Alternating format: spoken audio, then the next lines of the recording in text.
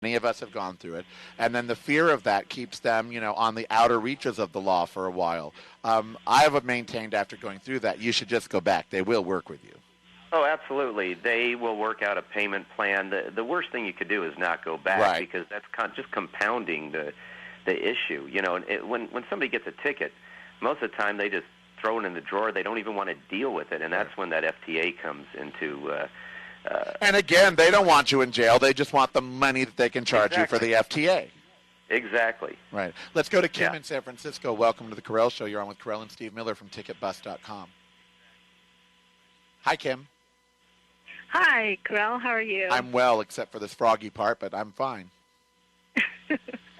Well, I'm feeling that, too. My voice is kind of shaky. A little gravelly. But I just have a complaint about Solano County, the city of the broke. Mm-hmm. I have to tell you, my ex-boyfriend and I, we were driving down Solano County, and we were kind of like in a life and death situation. Mm-hmm. And, the cop pulled over the other car, and we were trying to explain to the cop what happened. And the officer just said to us, well, you're speeding, and, you broke the law, and he gave us a ticket anyway. And he was like, and I pulled the other car over, so, you deserve the ticket. So, of course, a month later, we get a ticket in the mail, and it was for $400 and something. Yep. Oh, that's common, Kim. I was on my way to the vet many years ago with our first Chow Chow, Owen. He had been neutered, and he was bleeding and acting erratic and bleeding a lot. And Andrew and I threw him in the back of the car, and we're rushing to the vet. We get pulled over, and here this dog is bleeding and screaming in our hands, and he wants to take time to write a ticket. I told him he'd either have to shoot me or follow me to the vet, and I drove away. Oh, and he followed me, very upset. I didn't drive fast or anything, but we were only a block and a half away at that point. And I parked, and I stayed in the parking lot while Andrew took the dog into the vet, and he handcuffed me. Wow. He handcuffed me. I think it's just ridiculous, because it's like they don't want to hear your situation, and even though you're telling them, it's like, look, we have a child in the car, and this other car is, I don't know, they're taunting us, and, they're trying to make us, I don't know what they're trying to do, but we couldn't pull over because they wouldn't let us pull over, that we couldn't do anything. And then while we were explaining to the officer, he was like, well, you know what, I got the other car too, and you guys were speeding, and, Right, he didn't care. He did not care. Now, Steve, and thank you for your call and your story, Kim, what should she have done in a situation like that? Well, hell, I would have done just what you've done.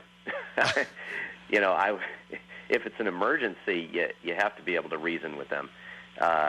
And just calmly get them to listen to your side. But they won't. You hear these stories. Remember the camera that was just this big embarrassment a few months ago when the football player's mother-in-law was dying, and the cop kept the guy in the parking lot for 15 minutes, and she ended up dying, and he couldn't get upstairs? Right. You just have to drive away. You have no choice. I mean, that's illegal. They'll follow you. They'll arrest you. Who knows what? They handcuffed me and kept me outside of that vet's office for 45 minutes sitting down on the curb, But, hey. What makes common sense is conflicting with what the real issue is, and that's that most people just can't grasp the fact that this is a business for these counties. This is how they make money. And when you're making money, when you need to make money, and it's about business, they don't care if it's an emergency. They really don't. Rachel in San Francisco. That's right. I disagree with it 100%. Me too. But that's the fact. Rachel in San Francisco, welcome to the Carell Show. Hey, Carell. I just wanted to let you know that it's great to hear you back on the radio. I did not actually know that you were on 92.7, but me and my mom listened to you on KGO for a long time, and I just want to say thank you for still being your spirited self, and I just wanted to give you a little ego stroke. Oh, why, thank you, Rachel. That's lovely. Thank you so very much for your call. Let's go to Steffi in Sunnydale. Welcome to the Carell Show. That's very nice. Hi, Steffi. Hey, hello. How are you guys doing? I'm very well, thank you. So, unfortunately, I'm sure there's lots of cops doing good stuff, too, out there, but unfortunately there's lots of them doing bad stuff as well. And I had a pretty bad incident, which I thought was just a speeding ticket that turned into, I was driving actually out of state in Washington State and going from Seattle to Vancouver, and it's a pretty deserted highway out there. There's really nothing there. And it's actually going a lot up and down. It's kind of like, speed is really easily reached, especially I was driving around 4 a.m. kind of going very early. So there was nobody out there. It's like the boonies, you know. And I was actually stopped. And one thing I always recommend now to my friends is especially when you're alone in the car, and this counts for guys and girls, doesn't matter, have a tape recorder, like those little recorders, you know, those voice recorders with you. Because when you're alone with a cop can do or say anything to you, you know, and it can go pretty bad. And I had such incidents. I thought I was speeding, you know, didn't pay attention, and did go over the speed limit. I was about 15 miles above the speed limit. And, you know, he stopped me, and he started yelling at me when he saw I was a California resident.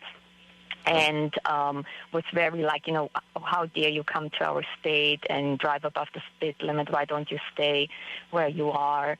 And I was, and I, you know, I stayed just calm. I didn't say anything. I was first of all way too tired. And, you know, kind of took it. He kept on screaming and said, do you know what I could do to you? Do you know I could take you to jail? And I was thinking like, whoa, this is like really weird, you know, because Right. I know I was speeding, but I don't know what else I was doing, right? And nobody was on the road. I even actually saw him come behind me. Obviously, I didn't know it was a cop because he didn't have lights. Did he end up on. releasing you, or did you have to pay a fine, or how did it end? He said, you know, I'm going to write you up. He wrote me up, and I did not know what he wrote me up for because at that time I had no knowledge, and Right. it was actually reckless driving he wrote me up for.